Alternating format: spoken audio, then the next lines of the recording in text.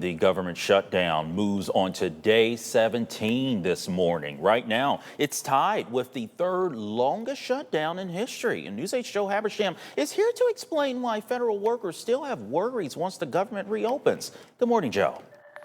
That's right. Good morning, guys. Most federal workers, they see a paycheck every 2 weeks, like many of us. But those stop coming in for some workers this week. And with even more set to lose out on pay, frustration is high as workers start to feel that their value as civil servants are at a low.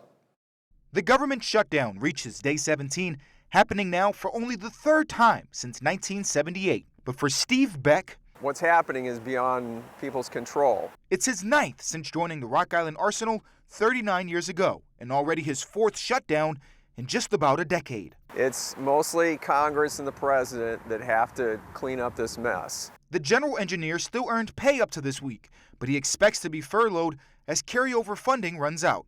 And when that happens, he'll join 1,000 now on temporary leave. Many federal employees live paycheck to paycheck. They're just like regular people.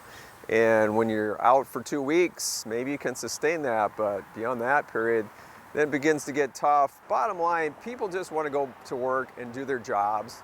On Wednesday, the Senate failed to pass a continuing resolution. The motion is not agreed to. It would have reapplied last year's budget to reopen the government through November 21st. They're not positive things. They keep the government open, but they don't keep the government moving forward. Workers would have started to get paid once again, but they could find themselves in a similar situation next month. And a long-term commitment right now is all workers are asking for. We have difficulty attracting employees right now. Around 4,000 employees have been laid off since the shutdown started, and nearly 750,000 furloughed.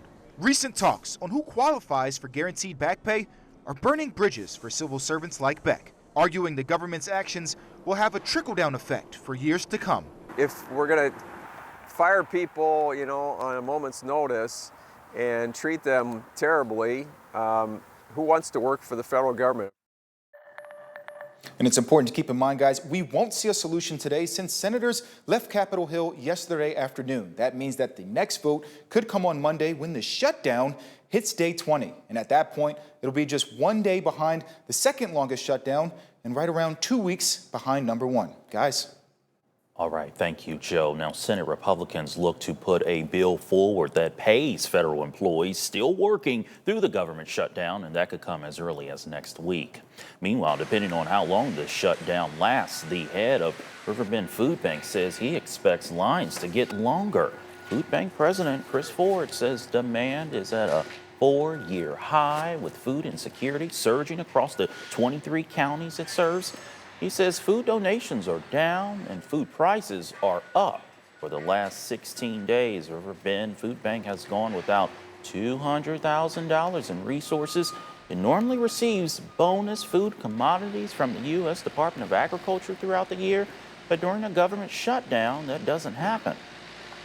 It's probably now important more than ever that people advocate to their federal politicians to stop this.